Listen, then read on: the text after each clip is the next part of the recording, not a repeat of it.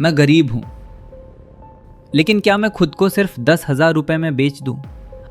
हाँ दोस्तों, ये आखिरी शब्द थे 19 साल की अंकिता भंडारी के। 19 साल इतनी उम्र में लोग सपने देखते हैं, अंकिता ने भी देखे थे। लेकिन उसने एक और काम किया, उसने ना कहा। 18 सितंबर 2022 की रात ऋषिकेश के पास एक लड़की लापता हो जाती है। 6 दिन बाद उसी लड़की का शरीर चिल्ला नहर के पानी में तैरता हुआ मिलता है। दोस्तों, ये रियल स्टोरी है अंकिता भंडारी के मर्डर केस की। अंकिता पौड़ी गढ़वाल के डोब श्रीकोट गांव की रहने वाली थी। उसने अपनी कक्षा 12वीं की परीक्षा कॉमर्स स्ट्रीम से 49% से पास की थी। 2021 में वो देहरादून के Shri Ram institute of hotel management में होटल मैनेजमेंट डिप्लोमा कोर्स में दाखिला लेने गई थी। लेकिन कोविड लॉकडाउन के दौरान उसके पिता की सिक्योरिटी गार्ड की नौकरी चली गई, जिससे परिवार आर्थिक तंगी में आ गया। 6 महीने तक पढ़ने के बाद फीस ना भर पाने के कारण अंकिता को कोर्स बीच में ही छोड़ना पड़ा। अंकिता ने फैमिली को सपोर्ट करने के लिए जॉब करने का निर्णय लिया। अगस्त 2022 में ऋषिकेश में एक लग्जरी वनंतरा रिजॉर्ट में रिसेप्शनिस्ट की नौकरी मिली। उसे मंथली 10,000 रुपए सैलरी और रूम का वादा किया गया था। 28 अगस्त को अंकिता अपने पिता के साथ बस से ऋषिकेश आई। रिजॉर्ट में पहुंचते समय उसने पिता को हाथ हिलाया। उस दिन का वही आखिरी दृश्य था जब पिता ने अंकिता को जीवित देखा था। नौकरी में सिर्फ 24 दिन गुजरने के बाद अंकिता को समझ आ गया, ये नौकरी सामान्य नहीं है। उसने अपनी सहेली को व्हाट्सएप पर लिखा, मुझ पर दबाव डाला जा रहा है वीआईपी मेहमानों के लिए, अतिरिक्त सेवाएं देने के लिए। शब्द छोटे थे लेकिन मतलब डरावना।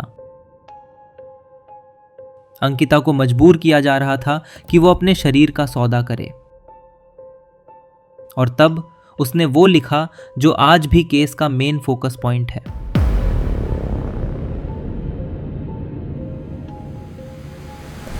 मैं गरीब हूं, लेकिन क्या मैं खुद को सिर्फ 10,000 रुपए में बेच दूं? 18 सितंबर की रात करीब 8:30 पर सहेली ने अंकिता को फोन किया, लेकिन उसका फोन बंद पाया गया। रिजॉर्ट के मालिक पुलकित से पूछा गया तो पुलकित ने कहा कि अंकिता अपने कमरे में चली गई है और सो रही है। अंकिता के ना लौटने पर उसके परिवार में घबराहट फैल गई।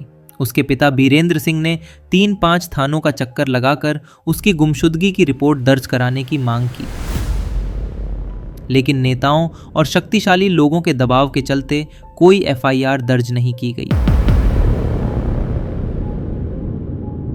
22 सितंबर की शाम तक पब्लिक और मीडिया दबाव के बाद मामला नियमित पुलिस को सौंपा गया। पुलिस ने जब रात दिन तलाश और जांच तेज की, 24 सितंबर 2022 को अंकिता का शव चीला नहर से बरामद हुआ।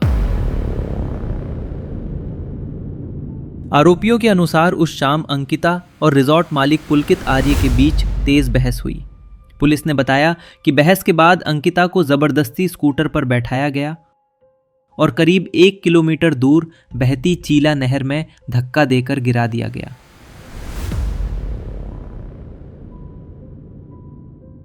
ऑटोप्सी रिपोर्ट के अनुसार मौत डूबने से हुई, लेकिन शरीर पर मौजूद कई चोटों और जांच के आधार पर यह पुष्टि हुई कि उनके साथ बलात्कार के बाद उनकी हत्या की गई थी। ये कहानी यहीं नहीं रुकती। शव मिलने के तुरंत बाद वनंतरा रिजॉर्ट पर बुलडोजर चला दिया गया। फैमिली का आरोप है कि यह सब सबूत मिटाने के लिए किया गया है। फैमिली का आरोप गलत नहीं है। सवाल ये उठा है कि शव मिलने के तुरंत बाद बुलडोजर क्यों चलवाया गया। गवर्नमेंट का कहना है कि निर्माण अवैध है। सवाल ये भी है कि निर्माण अवैध है ये अभी पता चला है? सालों से क्या सो रहे थे, या फिर सच में संभावित सबूत मिटा दिए गए? सीसीटीवी, कमरे, digital record, room entries and all. मामला अदालत तक पहुंचा। सबूत, गवाह और तकनीकी जांच के आधार पर कानूनी कार्रवाई आगे बढ़ी। जांच में यह भी सामने आया कि आरोपियों ने सबूत मिटाने की कोशिश की। कोटद्वार उत्तराखंड की अदालत में आखिरकार इस मामले पर फैसला सुना दिया गया। पुलकित आर्य, मुख्य आरोपी सौरभ भास्कर, रिजॉर्ट मैनेजर, और अंकित गुप्ता, असिस्टेंट मैनेजर, तीनों को हत्या का दोषी ठहराया गया। कोर्ट ने इस मामले में दोषियों को आजीवन कारावास की सजा सुनाई। आजीवन कारावास, कानून की भाषा में मामला खत्म। सवाल आपसे है, लेकिन क्या सच में ये कहानी भले ही अदालत में निर्णय तक पहुंच गई हो, लेकिन अंकिता की याद और उसके परिवार के दर्द को कोई बेशकीमती वादे या सजाएं मिटा नहीं सकती। अंकिता एक सामान्य ग्रामीण लड़की थी जिसने बड़े सपने देखे थे और समाज में ईमानदारी से काम करना चाहा। लेकिन इंसानियत के खौफनाक चेहरे ने उसके जीवन के सारे सपने छीन लिए गए। इस केस के बारे में अपनी राय कमेंट में ज़रूर लिखिए। तब तक सुरक्षित रहें, जागरूक रहें। जय हिंद।